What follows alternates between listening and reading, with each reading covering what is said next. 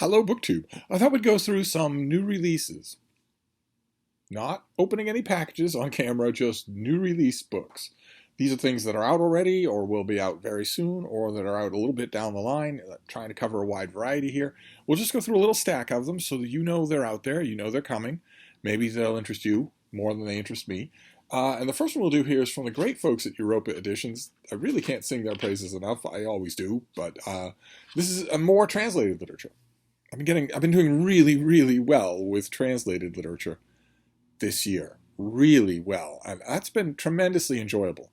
That book that we saw on this channel just a couple of weeks ago, Deceit by Yuri Felsen. What a book. Oh, the one by the Russian emigre from 1930. What a book. This is another one. This is by Lorenza Pieri, and it is Lesser Islands. The lovely package that Europa Edition does. They have their colophon on the front instead of on the spine. They have it on the spine as well, but they put it on the front, and they have the deep French flaps, so that you don't need a bookmark for the book. You can just use that. And this is translated from the Italian by... Oh, okay. This is translated from the Italian by the entire cast of Fellini's Satyricon. This is Peter Di Giovanni, William Greer, Donatella Malucchi, Jenna Menta, Christopher Pianuccia, and Kira Ross. All those people together translated this thing. And this is an autobiographical story. Let's see what we have here.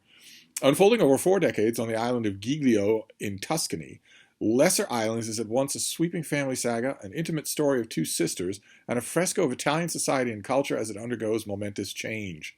The older sister, the combative mother, the hedonistic father, the grandmother, veteran of the resistance, and a wild young man who steals her heart. To find her own place in the world, Teresa must put a distance between herself and all of these vivid, powerful figures in her life. But soon enough she'll have to reckon with the island itself, with the prejudices of its inhabitants and the long shadow cast by Italy's dark history. And I don't quite remember when this came out. When this came out originally? 2016. And I can't wait. Absolutely can't wait. So that's a bit of translated literature.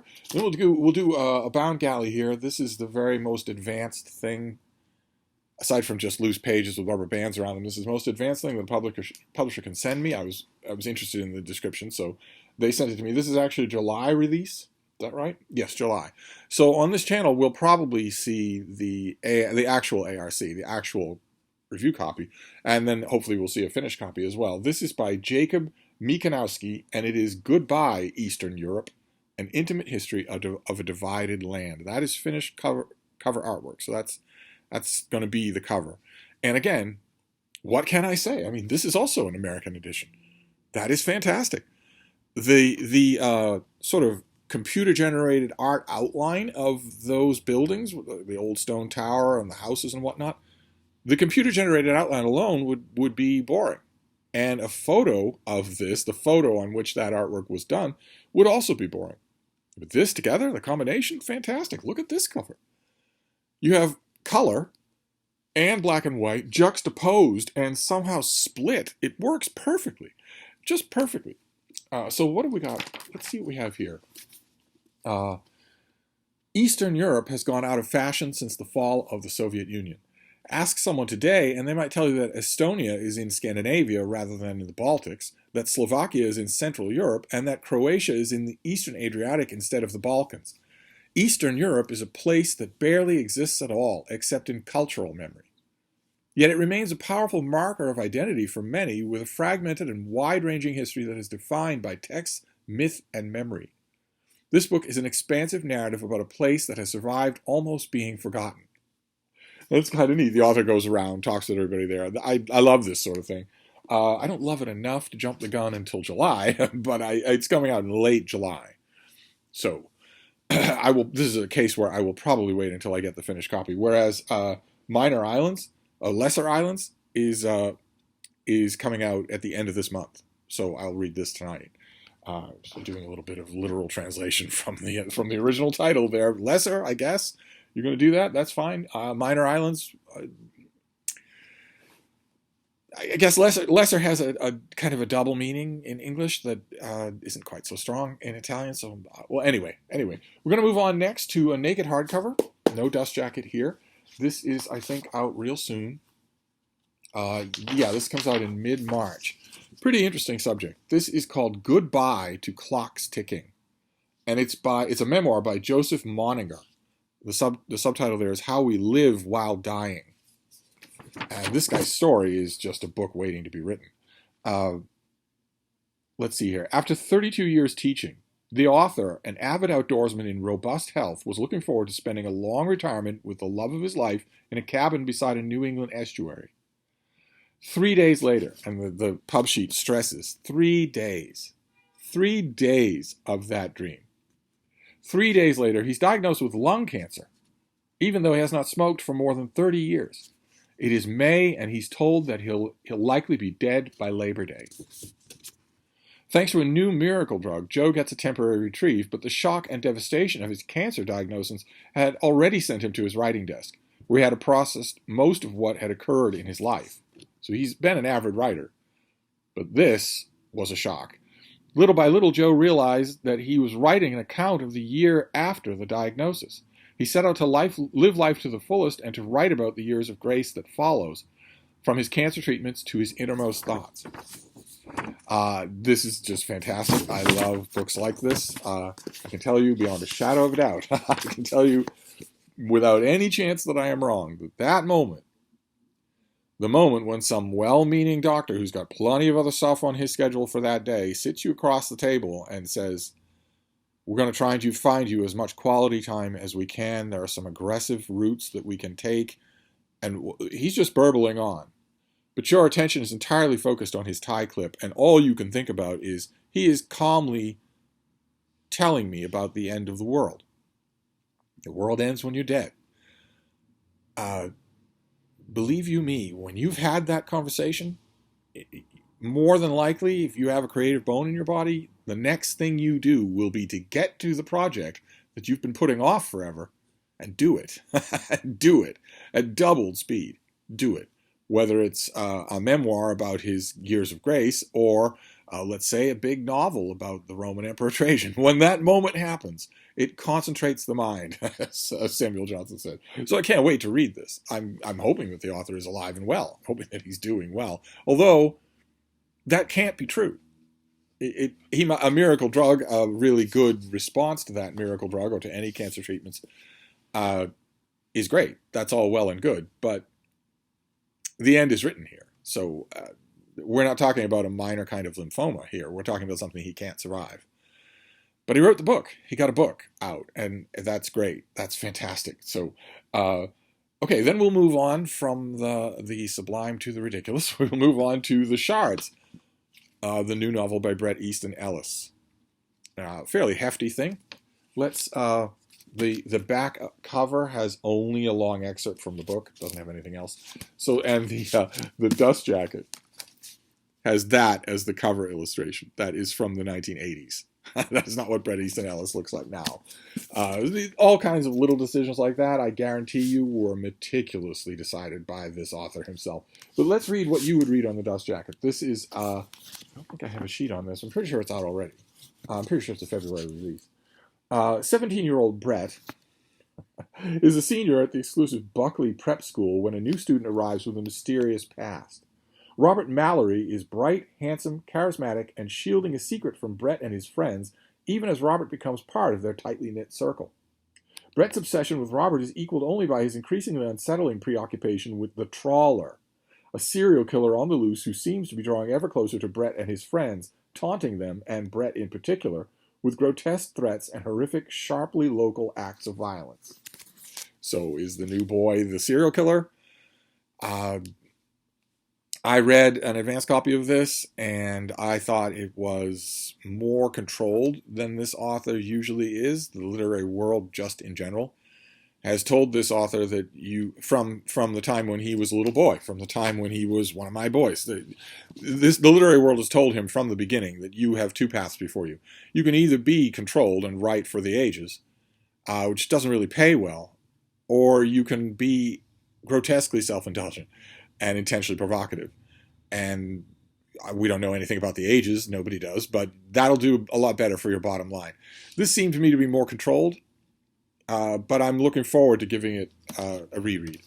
Then we have another novel. This is by an author I have my ups and downs with very much so. I showed you just recently on a library tour a book of his that I really liked.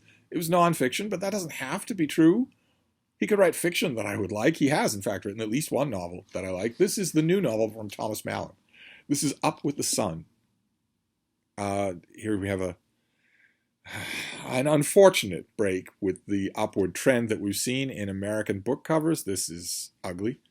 But let's see what we have. I don't think I have a sheet for this either. No, I don't. All right. This is all about TV, life in the TV world. Dick Kallman was an up-and-coming actor in the 50s and 60s, until he wasn't. A Broadway performer, a member of Lucille Ball's historic Desilu workshop, and finally a primetime TV actor, Kallman has hustled to get his big break.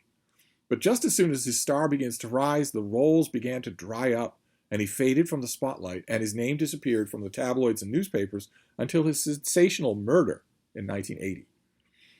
Through the eyes of his occasional pianist and longtime acquaintance Matt Leonetto, a tender-hearted but wry observer who himself was often on the fringes of Broadway's big moments, Kallman's life and death come into appallingly sharp focus. The actor's years-long unrequited love for a fellow performer brings out a competitive, vindictive edge in him. Whenever a new door opens, Kallman unwittingly rushes to close it. Even as he walks over other people, he never seems to be able to get out of his own way. As Leonetto pores over his life of his heart of this handsome could-have been, Up with the Sun recreates the brassy, sometimes brutal world that shaped Kallman, capturing his collisions with Lucille Ball and an array of other guest stars, from Sophie Tucker to Judy Garland to Johnny Carson. Plus, part crime story, part show business history, part love story, this is a crackling novel about personal demons and dangerously suppressed passions that spans 30 years of gay life. The whole tumultuous era from the Kinsey Report through Stonewall finally aids. That cover copy gives you a little bit of a hint of the focus of this book, much like this author's novel Fellow Travelers. And if that didn't give you a hint, the blurbs on the back will. One of them is by James Ellroy, which tells you that this is steeped in Hollywood and TV entertainment history. But the other quote is from Garth Greenwell, who only reads, is only sent, only cares about, only thinks about, and only writes one-dimensional derivative gay porn. So the only reason you would send Garth Greenwell a copy of this book is because it has a strong gay subplot. Garth Greenwell, as far as I've been able to determine, isn't even able to understand written English if it doesn't have that. So that's the only reason you would send it to him, so that's got to be a strong element in the book. I don't have a sheet for it, but it's out already, I believe, so it's late. I'm late getting to it. Then we have a finished copy. Is this another one where I don't have a sheet? No, I don't. We have a finished copy of something that I've shown you before. I was looking forward to it. I read an advanced copy of this, and now I have the finished copy. This is Alex Prudhomme's book, Dinner with the President, which is a nice, big, heavy, deckle-edged thing from, who does this? Knopf. The folks at Knopf do this. This has illustrations all throughout instead of an inset in the middle, which is great. A little more expensive to do for a book, but a lot more durable as well. Those inner pages see, there's Theodore Roosevelt and John Muir. This is the chapter on Roosevelt and Taft. Taft gets mentioned a lot in here. As I mentioned when I brought up this book, Roosevelt and especially Taft presided over the last truly grand White House dinners. The last ones that were, you really have to see pictures of them to believe what you're seeing. And after Taft, those stopped happening. President Wilson didn't have the interest in such a thing. And the presidents after that felt that it struck the wrong note or didn't approve of it, or in the case of former President Donald Trump with his Big Macs and McDonald's food, French fries sopped in grease, weren't able to even understand the point of an elaborate dinner and couldn't have done it. They would have, they're vulgarians, they're brutes, they wouldn't have understood how to do it. The dinners did serve several important functions in the White House. It wasn't just to entertain guests. There were all kinds of conversations that went on, and it went on right from the beginning. This book starts with Washington and John Adams and moves through the presidencies. It leaves out the unknown presidents largely. I mean, it does Taft, because if you're talking about grand dinners at the White House, you can't leave Taft out. And I reread the book with the hardcover and noticed more of its flaws. This is kind of dumb. It's interesting, definitely. It's an interesting subject, and I don't think there's ever been a book quite like this. And as you may know, if you watch this channel, I'm a big fan of U.S. presidential literature.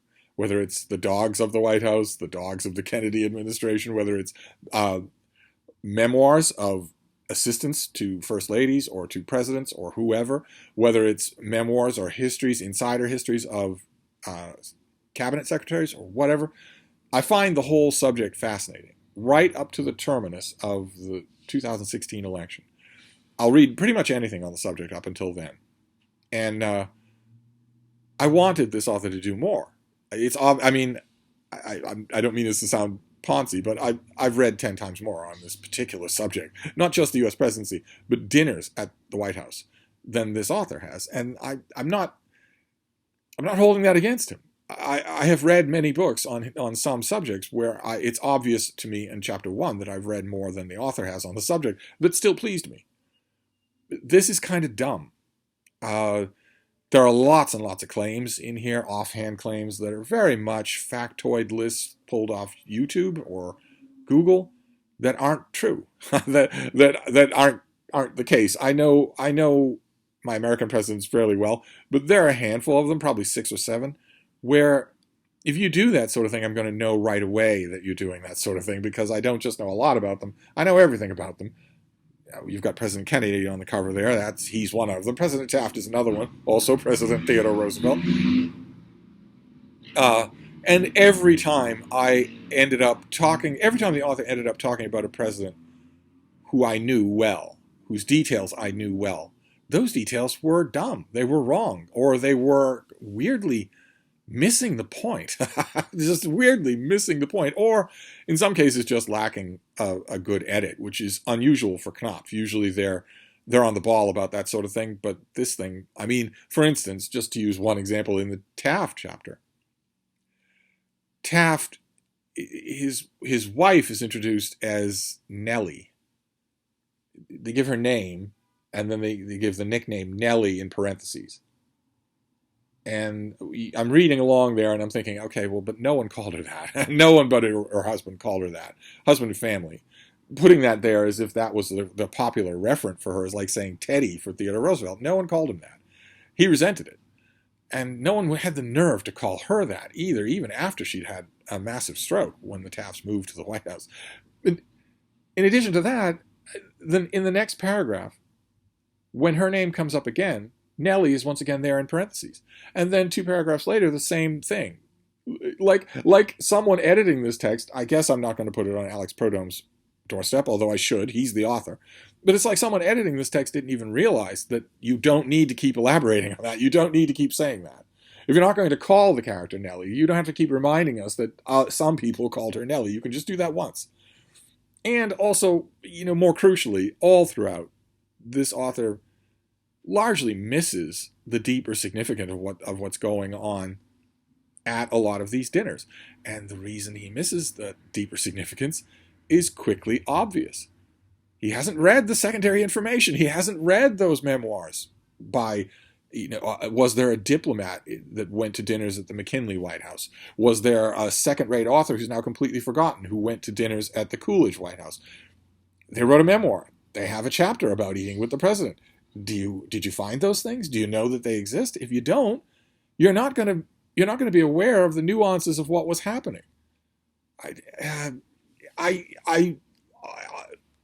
Ultimately, I can recommend this as a fun, light romp through the idea of eating at the White House, of big meals at the White House. This book also glancingly covers meals that presidents and campaign and would-be presidents have had out on the road, on the hustings. What do you do when you're eating with your constituents or with people you'd like to vote for you, that sort of thing. A lot of that is covered as well. And this, I believe, is out already. So I'm pretty sure a lot of these are. I don't seem to have sheets for many of them, which is something I'm going to have to correct in this new version of our mail hauls. Problem with me when your mail is opened by somebody else is not all the paperwork is saved. I'll just have to issue an edict to that effect. This next one is a finished copy of something. I believe we saw the advanced copy of this. I read it and loved it. So it's a strong recommend. This is by Paul Scar, and it is for Battlegrounds, Power in the Age of Artificial Intelligence. And this is the big finished copy from W.W. Norton. Now, doesn't that make sense? Of course, I would love it if it's a Norton book. I patted the book, and it caused the bean to look at me. What's the matter, baby? Now she slumped her head back down. She slumped her head immediately back down. She wanted to know if I was doing something, and I'm not. I'm just being boring. She doesn't care about that. But this is terrific. Here, let's read the Dust Jacket. It's terrific, but I never know what to say about that when I do videos like this, whether it's tearing open the packages or doing a new release video, which does have precedence on this channel, right? I was talking to you about new releases that I had opened off camera long before I was opening packages on camera. And I've continued to do that. I've had new releases here for years. One of you had to point that out to me. What new release videos as opposed to mail haul videos? I've had those for years. There was lots of precedent for that. But I never know what to do when I'm reading the Dust Jacket here. I always say, well, this is what you would do if you picked this up in the bookstore and flipped it over to read. But the first thing you're going to notice when you flip it over to read is that the U.S. copy here is $32.50. That's a third of $100. No book that I could possibly talk to you about would be worth that money. So I don't know what to say about that. I guess what I say is, you can use gift vouchers for it at your bookstore if you get them. You can look for it secondhand, I guess, or you can request it at your library if your library doesn't already know about it. So let's read the Dust Jacket copy anyway and just try to overlook the ruinous expense. That is just, who has that kind of spare money? I don't know anybody who does. Or I do. I know 4 people who do, but they don't read. Nobody reads. I don't know anybody who reads who has that kind of spare money. Just walk into a bookstore and say, well, I want this new release, that new release, and this new release. And the cashier says, well, that'll be $150, and would you like to join our loyalty club? I don't know anybody who can just casually do that. But anyway, the book is terrific, so it's worth your time no matter how you get your hands on it. A new industrial revolution has begun. Like mechanization or electricity before it, artificial intelligence will touch every aspect of our lives and cause profound disruptions in the balance of global power, especially among the AI superpowers, China, the United States, and Europe. Autonomous weapons expert Paul Scar takes readers inside the fierce competition to develop and implement this game-changing technology and dominate the future. And if this didn't have this subject didn't have a point to it before ChatGPT, it should have one now, because you don't know who's writing your emails. No idea at all. You have no idea. If you're writing an email to a corporation, there's a good chance. Anyway, this book argues that 4 key elements define this struggle: data, computing power, talent, and institutions. Data is a vital resource like coal or oil, but it must be collected and refined. Advanced computer chips are the essence of computing power. Control over chip supply chains grants leverage over rivals. And talent is about people. Which country attracts the best researchers and most advanced technology companies? The 4th battlefield is maybe the most critical. The ultimate global leader with AI will have institutions that effectively incorporate AI into their economy, society, and especially their military. So, as you can tell, grim reading. But, oh my, and I might point out again, a beautiful cover design. I am so totally encouraged by U.S. cover designs. Even this thing is a beautiful cover design. It's not just black and white photos on top and bottom. There's a split here because this is supposed to look like an unfolded invitation. That is very, very clever, without needing a whole lot of expense. And then the final book that we'll do, all of these are new releases. I don't expect you to be familiar with them, but the final book that we're doing, you will be familiar with. Some of you have probably read this a million times until you were so sick of it that you almost wanted to throw up. This is by Mo Willems, and it is the 20th anniversary of Don't Let the Pigeon Drive the Bus. I don't think I need to read the hub sheet for this thing. I don't think I do.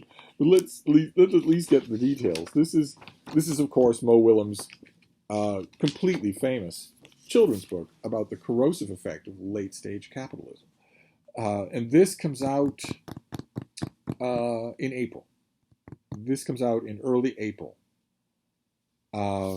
In this commemorative hardcover, which will be, you're going to tell me a price? $16. So if you want to do that, I think you'd be crazy to get a hardcover for a kid. But if you want, this will be making a reappearance in your bookstores. It has been 20 years since this appeared. Don't Let the Pigeon Drive the Bus. Which is, in its own way, like most of the books in this series. Of course, Don't Let the Pigeon Drive the Bus spawned an endless number of sequels and spin-offs and whatnot. And I would argue a huge movement in the kids' book industry. But in addition to being a fun picture book for kids, here, let me... very simple artwork. In addition to that, this is also aimed at parents. Don't Let the Pigeon Drive the Bus, like so many of the sequels to this volume, is thinly coded parenting advice. It doesn't have to spoil the fun. But anyway, those are some new releases. So things that we might have opened in a mail haul, if there weren't a pile of packages right over there, it might have happened in a mail haul.